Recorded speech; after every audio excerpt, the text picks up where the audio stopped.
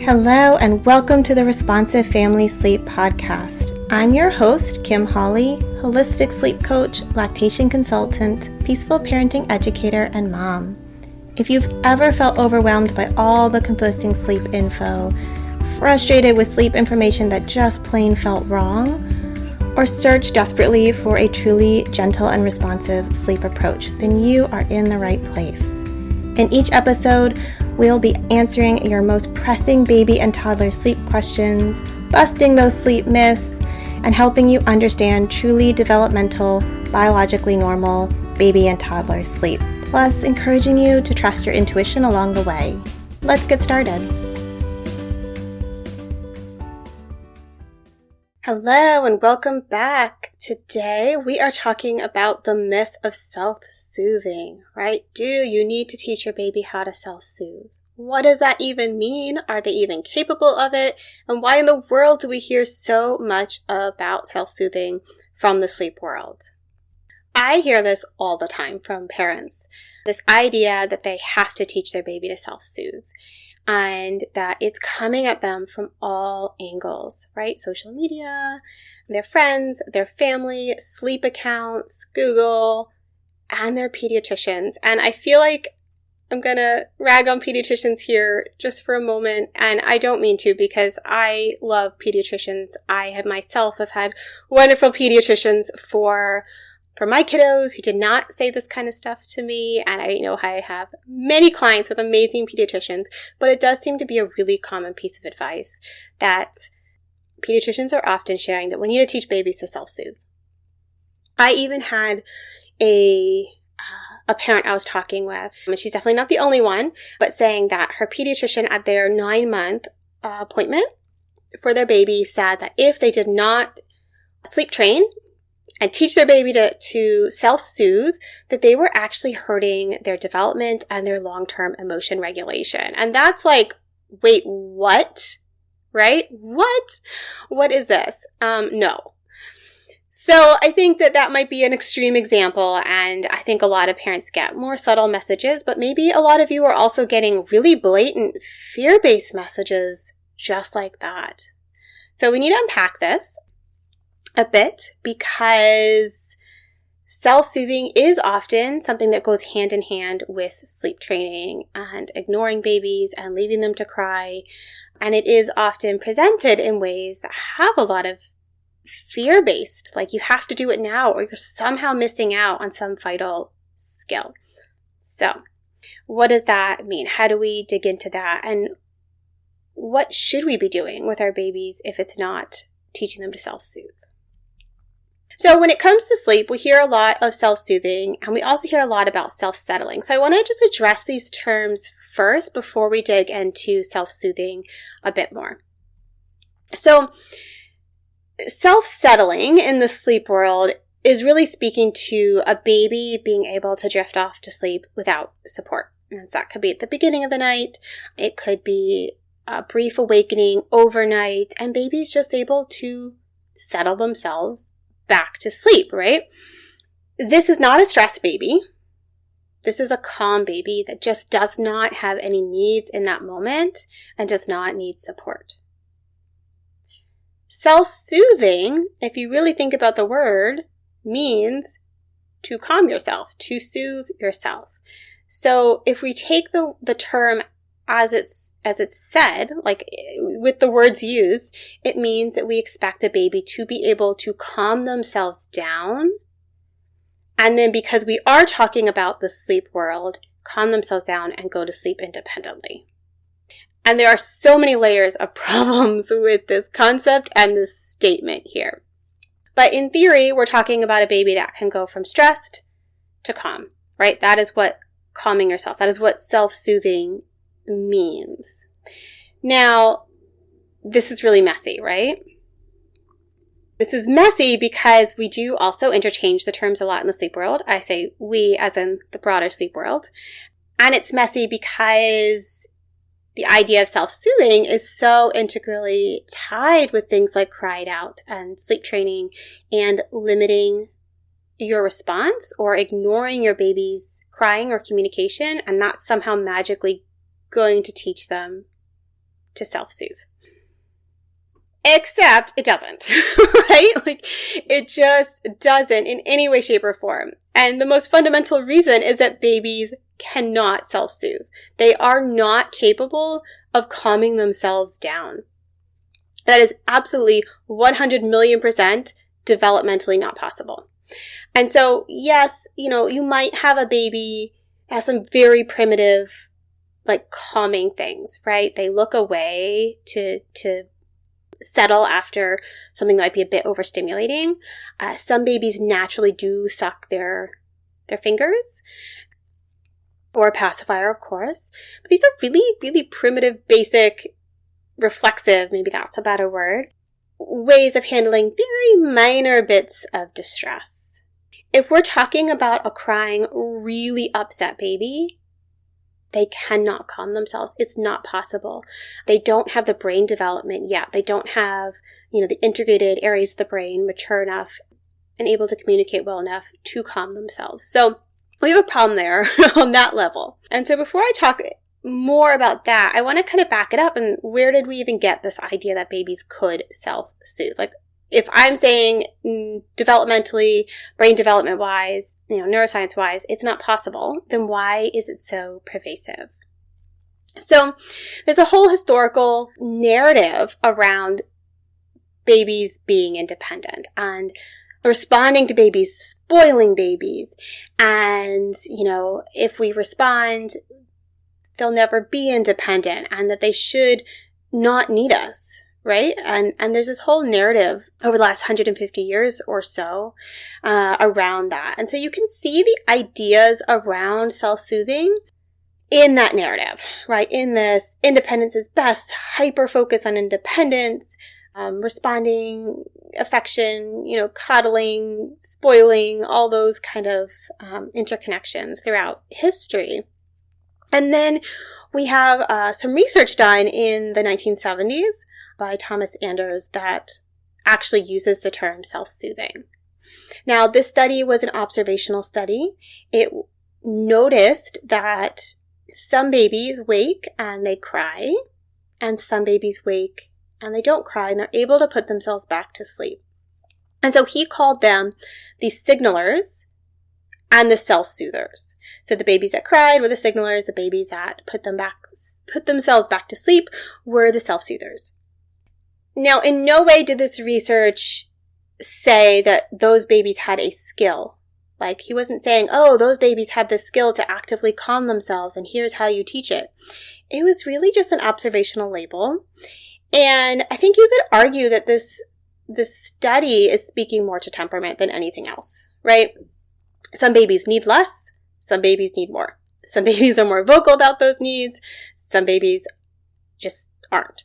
And so, of course, we get different behaviors, right? And we get different communication and needs around sleep. The thing is, we do want babies to communicate their needs around sleep, right? If your baby wakes and they're hungry or they're uncomfortable or they need some connection and support, you want them to communicate those needs to you. And so those babies who are those signalers are going to need more from you at night. And that's not a bad thing.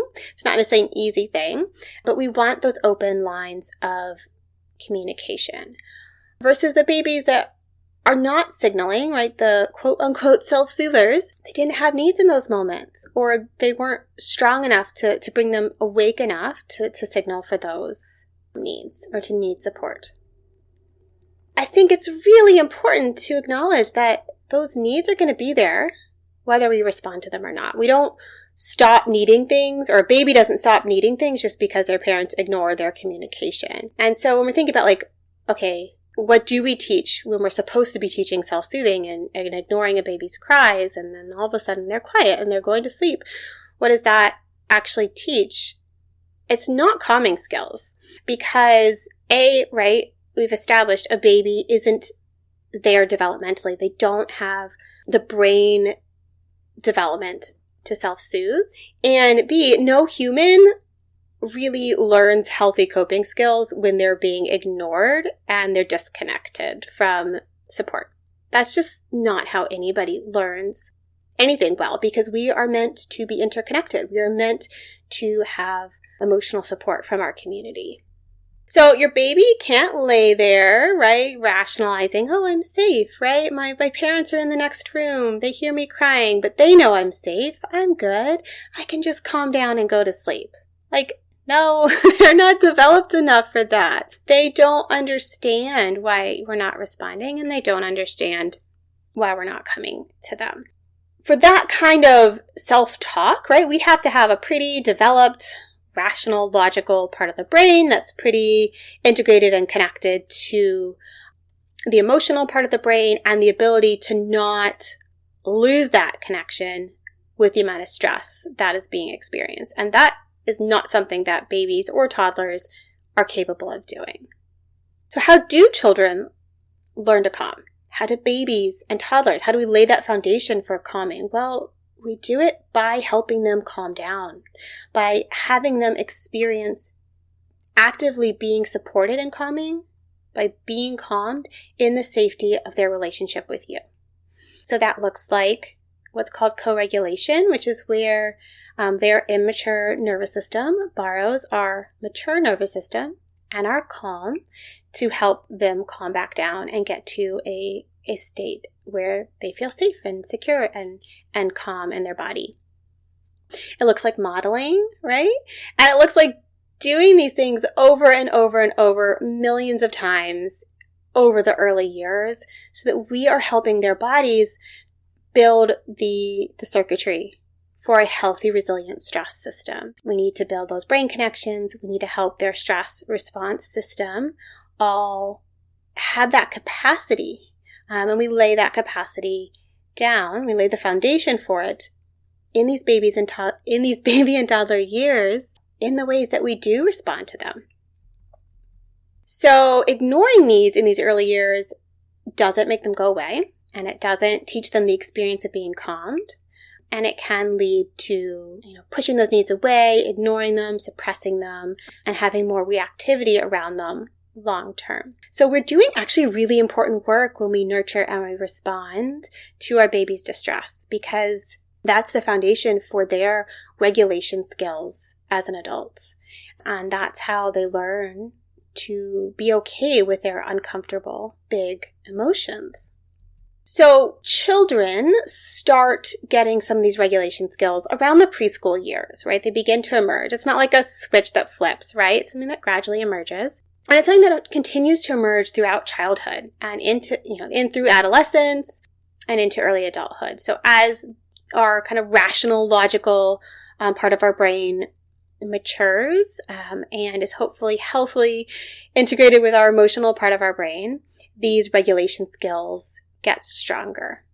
And we can, of course, model and teach and support our kiddos as they grow to develop good regulation skills. But expecting our baby and toddler to do it all on their own isn't helpful, and it's not possible. I think it's also helpful to think about this from an adult perspective.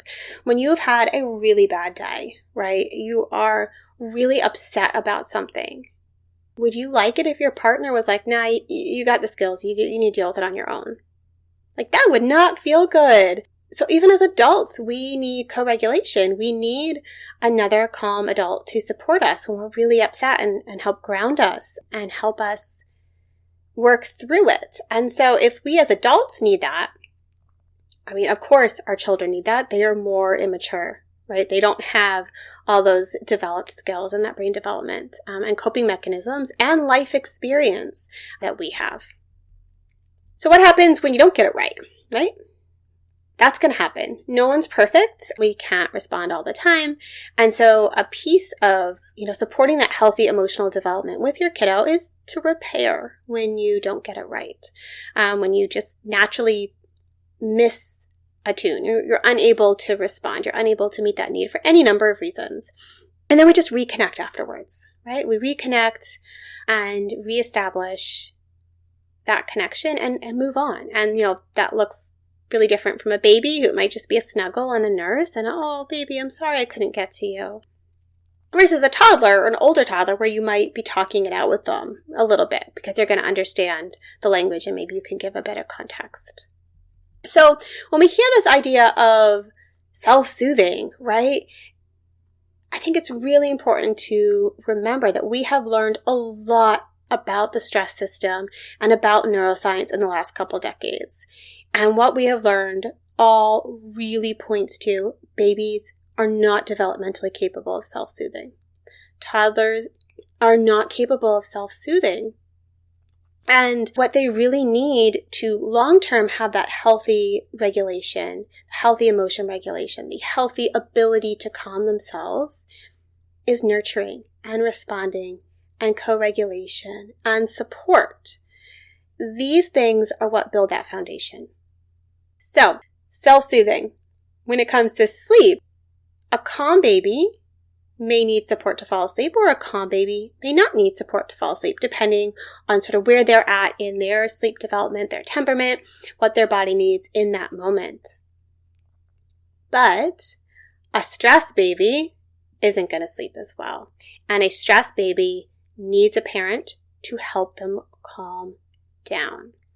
And this is a little bit where, like, knowing your baby makes a difference, right? Every little teeny tiny noise does not mean your baby is stressed, right? Babies make noises in their sleep. And some babies do even cry out in their sleep. And they're not awake, they're not signaling you. So there's nuance in the sense that every single solitary noise your baby makes is not a distress signal. But if they are truly distressed, then supporting them back to calm is going to help them sleep better. It's going to help their sense of safety and nurturing around calming. And frankly, a baby that escalates more is a baby that's going to be harder to calm down and get back to sleep. So I hope this whole conversation helps you really let go of this idea that self-soothing is this magical thing that's going to happen as a baby that you need to be working on. When what you really need to be working on is helping your baby feel safe and secure around sleep, meeting their needs in balance with meeting your needs, and knowing that regulation, that self-soothing, that ability to calm yourself is something that comes with maturity. And it comes throughout childhood. And it's an ever-evolving skill that even our big kids need support around, just like we as adults also need support around it. So let's throw out this self-soothing myth. Let's call it out for the outdated kind of BS that it is, and know that we have so much evidence, as well as just common sense on our side, that babies need help to calm down, and ignoring them isn't going to help them do that. Thank you for joining me today. I hope this episode left you feeling more informed, confident, and encouraged on your sleep journey. And just a reminder before you go that nothing in this episode is individualized to your specific sleep situation, nor is it to be taken as medical advice. Take what resonates, ignore what doesn't, and check with your healthcare provider about any medical concerns. Take a moment to subscribe to this podcast so that you'll never miss an episode. And take a moment to rate, review, or share an episode you love on social media. All of that helps parents just like you find me, this podcast, and this gentle and responsive sleep information. I'll see you next time.